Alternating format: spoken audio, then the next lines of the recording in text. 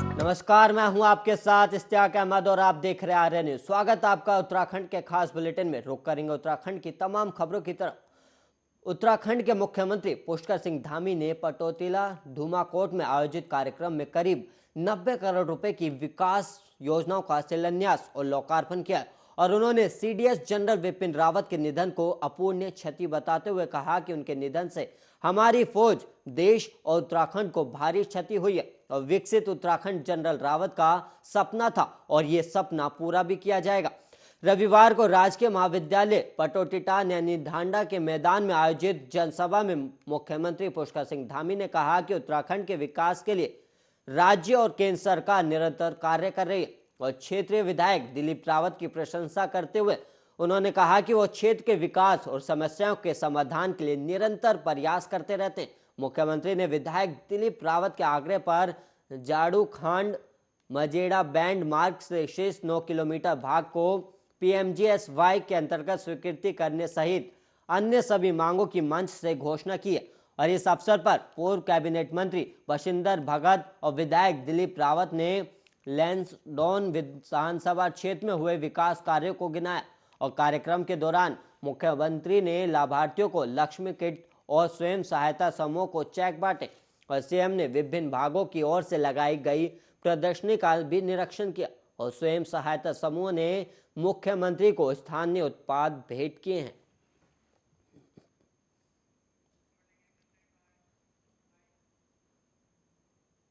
उत्तराखंड की बीजेपी सरकार शहीदों के मुद्दे पर विशेष ध्यान दे रही और इसी कड़ी में 15 दिसंबर को शहीदों के परिजनों का बीजेपी सम्मान करेगी और सैनिक कल्याण मंत्री गणेश जोशी ने रविवार को गुनियाल गांव स्थित सैन्य धाम पहुंचकर केंद्रीय रक्षा मंत्री राजनाथ सिंह के आगमन के कार्यक्रम की तैयारियों का जायजा लिया और मंत्री ने कहा कि सैन्य धाम के लिए शहीदों के आंगन की मिट्टी लाई जाएगी और 15 दिसंबर को केंद्रीय रक्षा मंत्री कलश में लाई गई मिट्टी के पूजन के साथ ही शहीदों के परिजनों के सम्मान कार्यक्रम को संबोधित भी करेंगे और सैनिक कल्याण मंत्री गणेश जोशी ने कहा कि प्रधानमंत्री नरेंद्र मोदी की परिकल्पना और राज्यवासियों की भावनाओं के अनुरूप राज्य में सैन्य धाम के निर्माण को राज्य सरकार के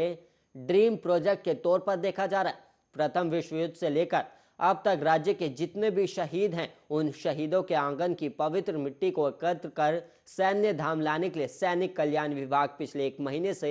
शहीद सम्मान यात्रा निकाल रहा है और यात्रा के जरिए कलश में लाई गई मिट्टी के पूजन के साथ ही शहीदों के परिजनों को सम्मानित किया जाएगा और मंत्री ने कहा कि केंद्रीय रक्षा मंत्री के कार्यक्रम में कोई कमी ना रहे, इसके लिए वो खुद तैयारियों का जायजा ले रहे और 15 दिसंबर को होने वाले समारोह में केंद्रीय रक्षा राज्य मंत्री अजय भट्ट और मुख्यमंत्री पुष्कर सिंह धामी भी मौजूद रहेंगे। सैन्य धाम के निरीक्षण के दौरान वरिष्ठ बीजेपी नेता ज्योति गैरोला, जिला पंचायत उपाध्यक्ष दीपक पुंडीर, जिला पंचायत सदस्य वीर सिंह, पार्षद सुंदर कोटाल, सिकंदर सिंह जैसे उपस्थित रहे और सैनिक कल्याण मंत्री गणेश जोशी ने सैन्य धाम में 15 दिसंबर को होने वाले कार्यक्रम की तैयारियों को लेकर सैनिक कल्याण निदेशालय में पूर्व सैनिक संगठन पदाधिकारियों की बैठक भी ली और बैठक में मंत्री ने कहा कि सैन्य धाम रैली को सफल बनाने के लिए पूर्व सैनिकों ने कमर भी कस ली और इस दिन पूरे प्रदेश में शहीद के परिजनों का सम्मान होगा और कालीदास रोड स्थित सैनिक कल्याण निदेशालय सभागार में हुई बैठक में मंत्री ने कहा कि सैन्य धाम प्रदेश के लोगों की भावना से जुड़ा मसला है और इस दिन यहां केंद्रीय रक्षा मंत्री के संबोधन को सुनने के लिए बड़ी संख्या में पूर्व सैनिक आना चाहते हैं और यही वजह है कि कई पूर्व सैनिक और उनके परिजन इस दिन होने वाले कार्यक्रम की तैयारी के लिए आगे आ रहे हैं।